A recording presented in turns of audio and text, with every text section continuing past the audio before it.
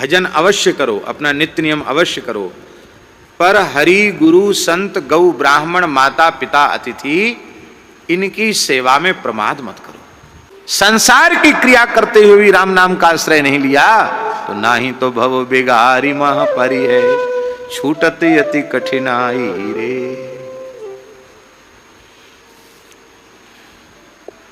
आप लोगों में से कितने लोग हैं जो वहां ड्यूटी पे सेवा में जाते हैं और शरीर से काम करते रहते हैं और कथा सुनते रहते हैं? एक लोहे का काम करने वाला एक बालक, उसने एक बार हमसे पूछा, बोले महाराज जी हम लोग बहुत गरीब आदमी हैं, दुकान में नौकर नहीं रख सकते, छोटी लोहा की दुकान है अपनी, हमको लोहा गर्म करना, ठोकना, पीटना, औजार बनाना, अब दिन में इतना हार्ड काम है लोहे का काम, थक जाते महाराज, रात को खा पी के तो ऐसी नींद आती पता ही नहीं चलता। आप नाम महिमा खूब कहते हो, नाम कैसे जपें हम? तो हमने कहा कि जो घन चलाते हो, चाहे छोटी हथौड़ी चलाओ चाहे घन चलाओ, उसी की धुन में धुन मिला के भीतर से राम राम राम राम राम राम राम राम ऐसे किया, राम राम बड़ा घन पटको तो ऐसे भीतर से राम राम करो। हमने कहा भगवान चाहेंगे तो आपके दिन भी सुधर जाएंगे, विपत्ति भी दूर हो जाएगी और भजन भी बन जाएगा, अलग से माला उठाने की जरूरत नहीं है।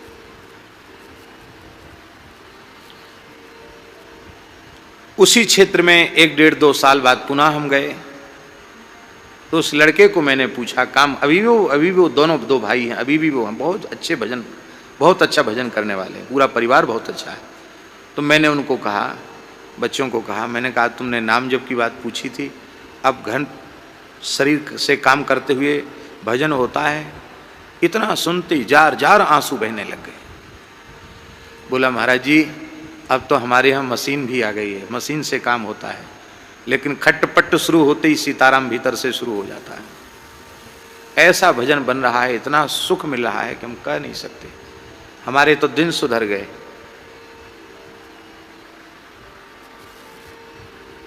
भजन की पद्धति है, काम करते रहो और नाम जपते रहो। इसलिए राम कहत चलू, राम कहत चलू, राम कहत चलू भाई रे। कितना बढ़िया हो, बच्चे स्कूल जाएं राम राम करते हुए, हैं मास्टर पढ़ाने जाएं राम राम करते हुए, व्यापारी दुकान पर जाएं राम राम करते, लौट के में राम राम करते हुए, माताएं घर का सब काम राम राम करते हुए करें।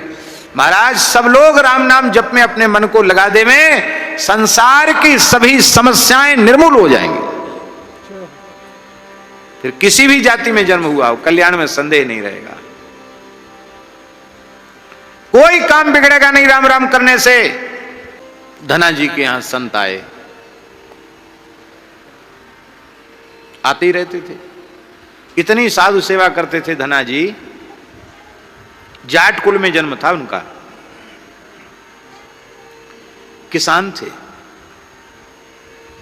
बचपन में ही भगवत प्राप्ति हो गई थी। कथा आप सब जानते धना जी की। पिताजी बड़े परेशान थे इनकी संत सेवा से। अरे भाई कभी कभार कोई साधु आ जाए, मुट्ठी 2 मुट्ठी आटा दे दो, चना चवेना दे दो, हाथ जोड़ लो, महाराज पधारो। ये क्या तुम्हारे साधुओं की जब देखो तब सेठ ताराम राधे श्याम करते साधु आ जाते हैं, खिलाओ पिलाओ इनको, ले दान दक्षिणा और दो, ले। पिताजी बड़े नाराज थे, बोले अब तुम्हारे मेहमान अपने ढंग से करो व्यवस्था, घर में मत बुलाओ किसी को।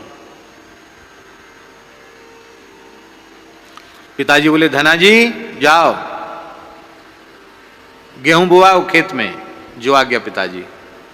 बैलगाड़ी में बीज का गेहूं रखा और गए, एक जमात मिल गई सामने से, सीताराम सीताराम। अरे महाराज तो मंगलमय प्रभात है, सवेरे सवेरे इतने संतों का दर्शन हो गया, आप लोग कहाँ पधार रहे हैं? बोले हम तो यहाँ पुष्कर जी आए थे दर्शन करने राजस्थान में, तो यहाँ हमने सुना कि जगतगुरु श्री रामानंदाचार्य भगवान के एक शिष्य हैं धना जी, उनको बचपन में ही भगवान का दर्शन हो गया, एक सिद्ध महापुरुष के आचार्य के शिष्य हैं, तो हम भी धना जी का दर्शन करने आए। धना जी संकोच में गड़ गए। 12 तिलक तो लगाए थे धना जी, सुंदर रामानंदी 12 तिलक। धना जी संकोच में गड़ गए, कान पर हाथ रख लिया, महाराज झूठी बड़ाई न करें, इस दीनहीन बालक को ही लोग धन्ना भगत कहते हैं। ओह आप हैं धन्ना भगत, वाह, अरे वाह जी वाह, इतने सरल, कहाँ बोले पिताजी की आज्ञा है, खेत में गेहूं बोने जा रहे हैं। तो ठीक है महाराज, आप गेहूं बो के आओ, हम आपके घर पर जाते हैं, वहीं रुकेंगे, कराएंगे तो सत्संग होगा। अब धनाजी सोचे कि पिताजी तो अभी 1-2 दिन पहले जमात आई थी, पिताजी ने झगड़ा करके कह दिया खबरदार अब किसी साधु को यहाँ बुलाया तो। इनको देखते ही पिताजी पता नहीं क्या करेंगे, अपमान करके भगा देंगे तो ठीक नहीं।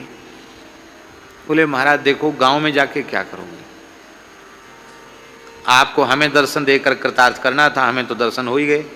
महात्मा बोले ऐसी छुट्टी नहीं मिलेगी भगत जी के राम राम श्याम श्याम दंडोत प्रणाम जाओ, हो गए दर्शन, ऐसे नहीं, सूखा सूखा दर्शन ठीक नहीं।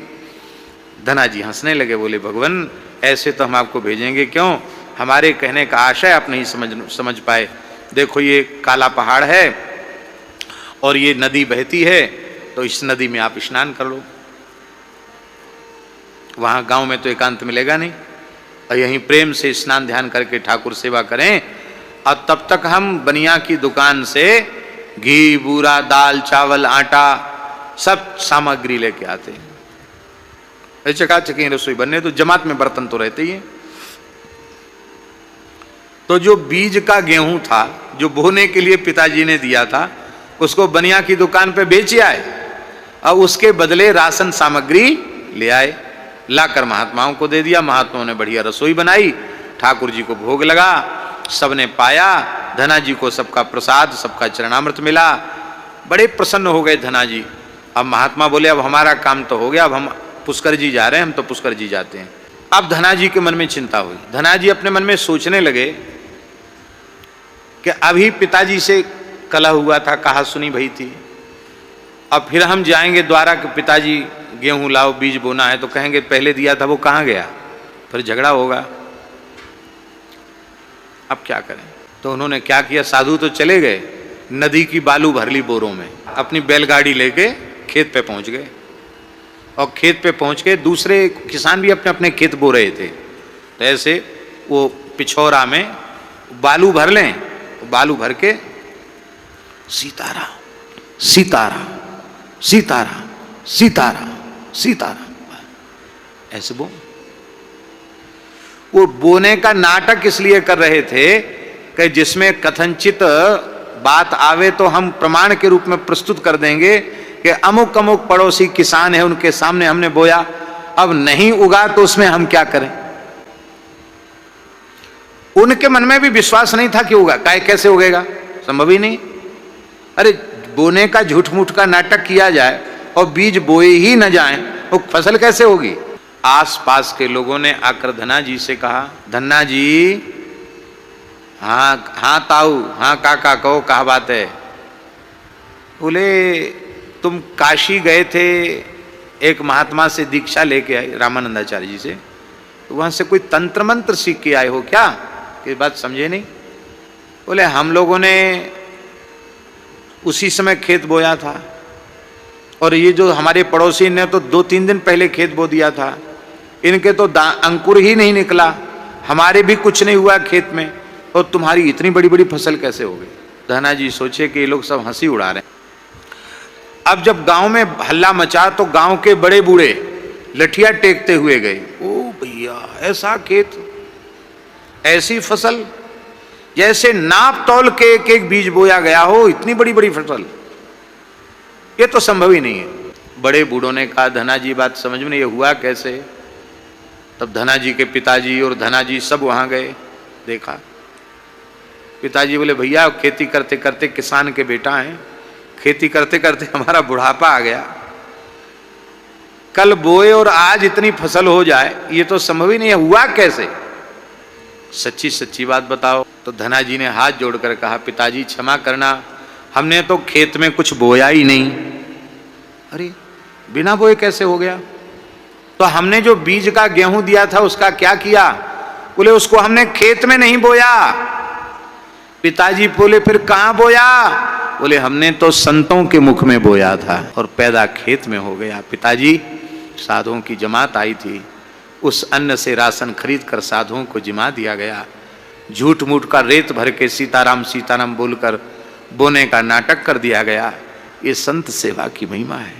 पिताजी रो पड़े और अब हमारे ऊपर भी कृपा करो कि हम भी राम राम करने में लगे। जय श्री राम दोस्तों, राधे राधे। महाराज जी ने बहुत अच्छी बात बताई कि भजन अवश्य करना चाहिए, रोज़ करना चाहिए, नित्य करना चाहिए, अपनी क्रिया में लाइए और खुद को धोखे में देने के लिए भजन नहीं करना चाहिए। भजन को ऐसा करिए कि सार्थक हो, भजन आपके लिए कार्य करे, आपको भगवान के दर्शन प्राप्त हो। क्यों आप भजन करें? क्योंकि आप भक्ति में लीन होना चाहते हैं, आप साक्षात्कार करना चाहते हैं, भगवत साक्षात करना चाहते हैं, इसलिए आप भजन करते हैं। तो इसी प्रकार से भजन करिए, बिना किसी की निंदा किए हुए, बिना परिचर्चा किए हुए आपको भजन करना है।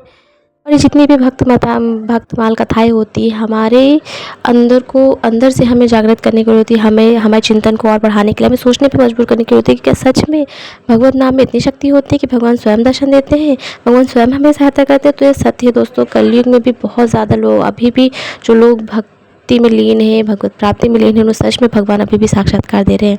क्या आप उनमें से एक बनना नहीं चाहते? यदि बनना चाहते तो अभी भी समय है।